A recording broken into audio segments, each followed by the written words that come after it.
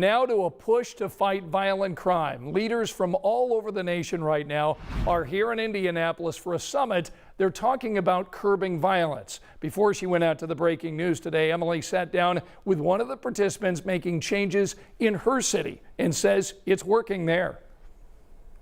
Well, some of this country's top leaders in law enforcement at the federal, state, and local level have come to Indy this week to hear about strategies in fighting violent crime and to learn which strategies are working. The zip codes may be different, but the problem's not a unique one.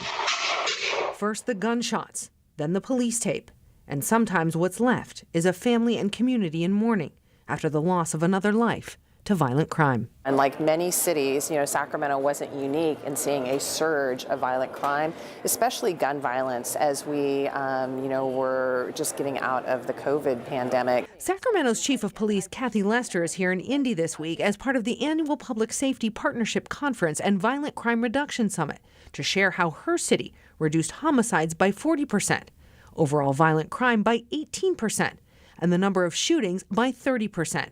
All of it from 2021 to 2022. The numbers don't lie. Obviously, across the nation, you're seeing some reductions, but ours are even more significant than what you're seeing nationally. Sacramento's department just finished the first year in a 3-year public safety partnership with the federal government.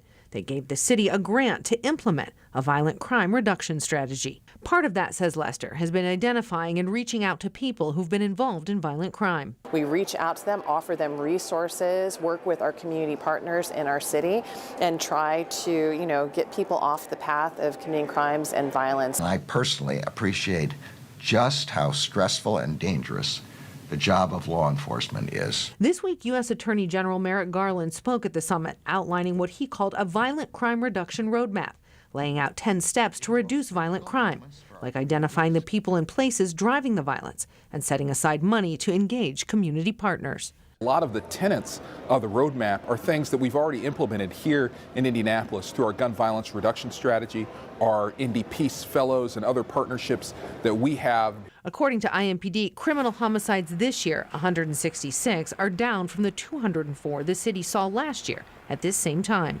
Sacramento's numbers are down too. Police Chief Kathy Lester says partnerships, no matter the city, are key. No one can do this alone, not the police department, not the city, not the community. In Indianapolis, Emily Longnecker, 13 News. And tonight at 11, we're learning more about the effort to get illegal guns and violent criminals off the streets here in central Indiana. The Crime Guns Task Force said today their focus in 2024 is going to be finding where juveniles are getting these guns.